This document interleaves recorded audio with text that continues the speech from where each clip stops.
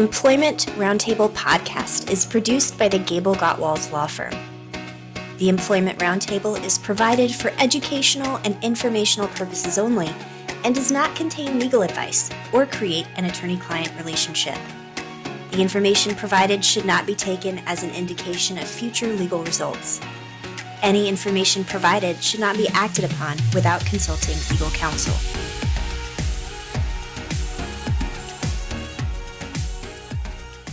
Welcome to the Employment Roundtable, where we provide you with the perspectives and information you need to make wise employment decisions for your employees and your organizations. I'm your host, Talitha Ebright, and today we're talking with my Gable Gottwalls partners, Paula Williams and Ellen Adams, about the second of a four-part absenteeism series titled, Where is Everybody? This episode looks at how to make sure your absenteeism policy meets your organization's needs. So, Ellen, I'm sure it's easy to get into the weeds when creating policies about attendance. What would you say are the absolutely critical features every attendance policy should have?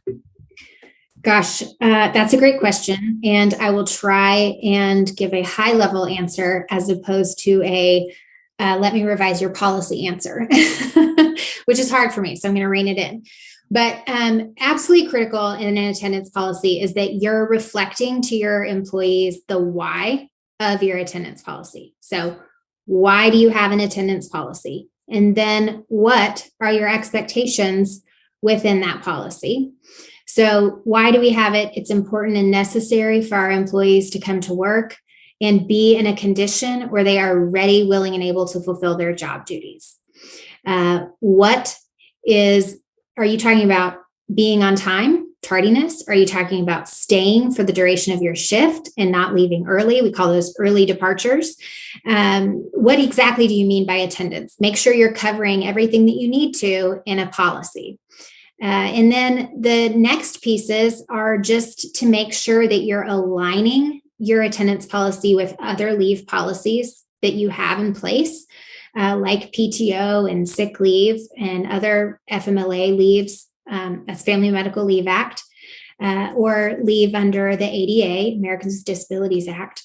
And then one key piece that I really recommend employers put in their policies are notice provisions. So what do I, as an employee, have an obligation to do when I can foresee my need for an absence? Like, I want to go on vacation.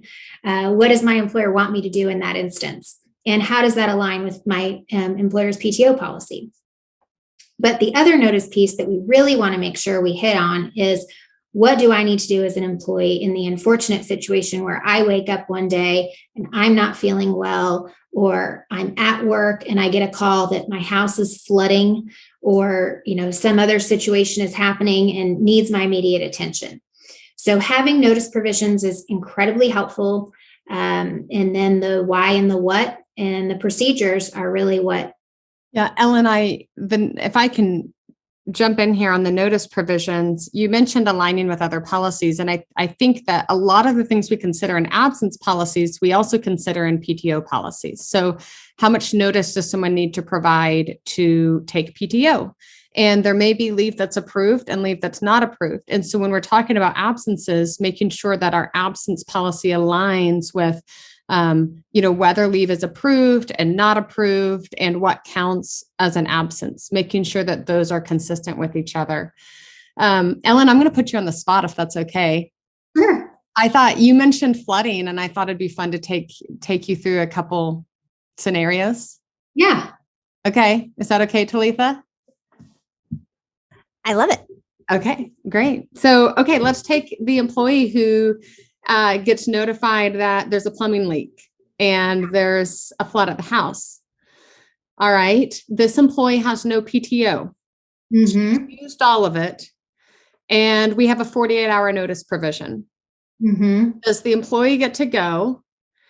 I guess let's say the employee's going to go, right? The house is flooding. The employee's not going to stay at work. So the employee leaves. Does the employer discipline? So if you have a 48-hour notice provision for unexpected absences, you're really not going to be able to enforce that on a consistent basis, because 48 hours is just, no one has an emergency 48 hours in advance. I wish all of my life. I had 48 hours for. My emergencies, I usually get significantly less than 48 hours notice. So Sure. I would recommend having a policy that, gives 1 to 2 hours notice for emergent events, unforeseeable circumstances. And then I would also look at just how much PTO you're providing. So paid time off is incredibly generous when employers can afford it. And there are certainly instances where employees want to generously accommodate situations like a flood, but just don't have the resources to provide that as paid leave. So just because you have exceeded your PTO balance doesn't necessarily mean that your absences are excessive. So in communicating to your employees, it's very helpful to provide examples of what excessive absenteeism would be. Now, going back to it should align with your PTO policy, it's great if you can say when you've exhausted your PTO, your absences are excessive, but that might not be the case in every circumstance. So depending on the employee's history with the company, whether there have been disciplinary actions already in place, how the employee handled the situation, all of those would lead me to assess whether there's a true policy violation and whether discipline is warranted. If the employee had a history of excessive absenteeism and failed to follow notice procedures and a written policy. Okay, Ellen, you had to jump out. We're going to call that an early departure, and that's strike one on the employment Gable-Galtwell's employment roundtable. With no notice. With no notice. Yes. So I'm just going to jump in here and wrap up where I think we were when you got cut off. I think you're making the great point that it's going to depend on the employee's history and how they've treated absences and notice provisions in the past. And I was going to jump in and also say that it sounds like we need to make sure that we're really documenting why they needed the leave, and then whether the notice was provided and whether it was reasonable that they couldn't provide the notice, so that we know, hey, is this person do they have a history of abusing our policy, or has this person taken their leave consistent with our policy and this is a true emergency and we're going to make an exception here. And then when you make an exception, you don't have to make that exception every time going forward for that same employee or any other. You've just explained in your file why you made the decision that you did in that moment. Talitha, I have another question for Ellen if we're willing to give her a second chance. I would love it. But just please note that our policy requires at least 2 minutes before jumping off of the podcast. So I will do my best. Okay, Ellen, FMLA. Yes. So we know from handling FMLA lawsuits, they can be scary. You don't have to go to the EEOC first. You can just take your lawsuit to court, and they can name managers and sue the managers in the lawsuits. And so, I think FMLA kind of ups the ante a bit when we're talking about absences. It creates a whole set of regulations that we have to know backwards and frontwards when we're considering absences for serious medical condition and the like. And so, how does the absence policy fit into that? If we have someone on FMLA leave, intermittent FMLA leave, and they don't satisfy our notice under the absence policy, can we still discipline under the absence policy, even though this person falls under FMLA, qualified FMLA intermittent leave? Yeah, great question. So this is another reason why notice provisions are so helpful and important. So if you have someone who is on intermittent FMLA, they still have an obligation to follow your notice procedures. Now, you might still consider their absence as an approved FMLA absence under your policy, but that doesn't preclude you from disciplining them separately for failing to follow notice procedures. The FMLA entitles individuals to take protected leave and to take it intermittently but they are not permitted to not provide notice or just take leave unexpectedly without making any attempt to follow notice provisions in a policy. So you can discipline while still complying with your obligations under the FMLA. Thanks to both of you. I really have appreciated, the focus that we've had so far on absenteeism policies, attendance policies, PTO, and talking about the notice provisions. Shifting gears just a little bit, because I think that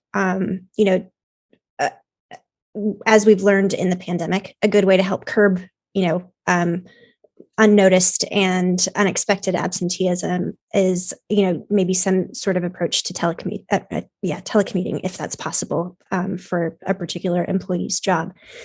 And so I'd really appreciate Ellen or Paula, whichever of you'd like to take this, to talk a little bit about how, we know that there's no one size fits all approach to telecommuting. So what are the different types of telecommuting arrangements that an employer might consider? And what should employers keep in mind when creating policies for each of those arrangements? Well, I'll jump in. To me, employers, we've worked with clients who have a variety of different approaches. Fully remote, where someone is really working strictly from a remote location and not coming into a work site. We have more of a hybrid remote arrangement where it'll be on a fixed schedule. So someone works remotely, but they come into the office on Wednesdays, where most employees are expected to be in the office. Or it could be the schedule is so that they're at the office when other members of their working group are at the office. So lots of different hybrid fixed schedule type approaches. And then we also have sort of this philosophy that's developed, I think, in response to the pandemic, which is a sort of a flexible telecommuting hybrid approach where it's really accommodating employees' personal needs to be out of the office, in addition to, giving the employer just another flexible option around scheduling. So your policy really kind of depends on what your offering is, but no matter where you are on the spectrum, I would say, there's a few things that you want to address with your telecommuting employees. And one would be just that the expectations are going to be the same, that your policies that are in the workplace are going to apply equally when you're working remote. And that means that you are to be accessible and attend to your job duties. So in the most hybrid remote, where people are kind of just choosing which days to work remotely and aren't on a fixed schedule, that's probably the one where I would suggest a really, sort of written in a policy where there's scheduled communication times, where the supervisor and that particular employee are making sure that they're on the same page with respect to when that employee is supposed to be available and accessible. Those are more unique arrangements. But making sure that they understand all the policies apply in the same way, addressing timekeeping and expenses, in particular for non-exempt employees who need to record all hours worked, whether inside the office or out, addressing cybersecurity and data privacy concerns that might exist from a remote office location that present unique challenges to doing a telework arrangement. Paula, what am I forgetting? What else would you recommend putting in a teleworking policy? I think you covered the main parts. One thing that came to mind when you were talking was in a real tell for employers on whether their employees are sitting at the desk available to work. And that's when they're constantly getting emails that say sent from my iPhone. And it's like, wait, I thought you were right in front of the computer, and so But then to your point, making sure that they know what the expectations are, but then following through and having those conversations. And that can be more difficult remotely because it's easy to walk into someone's office. And when someone's remote, we have to say, hey, I need to have a conversation with you about your work performance or whether or not you truly have been available or why you missed that meeting. And that's more difficult, but it's still so important because Ellen and I know from a lot of experience here that whenever someone gets the lawyer involved, the first thing we want to see is the file. What happened? And if we're brought a file and they say, well, they missed work a lot and their performance was poor. Okay, well, let me see where the performance was poor. What did you do about it? Did you address it and how? And that gets more difficult. It can be more difficult remotely, but it's still really important that you're expecting things from your employee and they need to still expect things from you, especially that accountability. Yeah. And, I think it's really, I think that's a really helpful point, Paula. And particularly, as both of you know, I have worked remotely for almost a decade now. And something that I learned, and so I think this is helpful, I think it's helpful for employers to understand from an employee support perspective and an employee development perspective, that remote working is just different in the sense that it's harder to kind of gauge the temperature of the workplace and gauge priorities and gauge what the expectation is when you're not physically in the office or the workplace. And so the more the employer can create an environment in which there are regular communications that help the employee understand what those expectations are and understand what those priorities are, the more supported the employee is going to feel and the more production the employer is going to get from the employee. Yeah, I think that's a really valuable perspective to share. And it goes back to the culture that I think we've talked about in prior recordings and this one, what the culture is. If you can get that to transcend to your remote employees through communication and interaction, that just reinforces all of your policies and what they actually mean. I would add, one of the things that you want to make a distinction about is offering remote work as an accommodation is a completely separate and unique issue from offering remote work as a modified arrangement that's mutually beneficial to the employer and the employee based on a variety of circumstances that have nothing to do with whether the employee is experiencing a mental or physical impairment that might make it appropriate for them to have a reasonable accommodation of remote working. So in any policy, you do want to make sure that that's clear. And then for those workplace modifications where someone is being permitted to work remotely, and making sure that they understand that that doesn't change the at-will status of the employment relationship and that there's, the employer still has the discretion that if the expectations are not met, that remote work could certainly come to an end. And there's different analysis when we're talking about it in the context of disability, but I won't get into all that. No, that's super helpful. Were you going to add something, Paula, or? No, Ellen covered it. Thanks. All right. Perfect. Well, thanks so much for another useful episode, Paula and Ellen. I especially appreciated hearing about why it's so important to ensure consistency between different policies. In this case, like attendance, PTO, and telecommuting. So thank you for your perspective on those issues. And thank you to our listeners for listening to another episode of the Employment Roundtable. Please join us next time as we dig into the third part of Where is Everybody and look at how to enforce expectations and the risks of ignoring your policy. Thanks, Paula and Ellen. Bye. Thanks.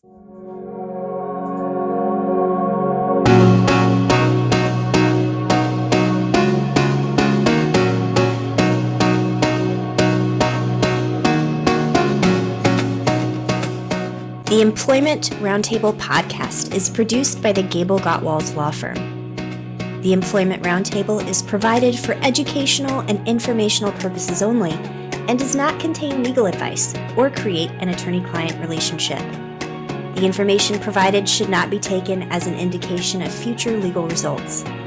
Any information provided should not be acted upon without consulting legal counsel.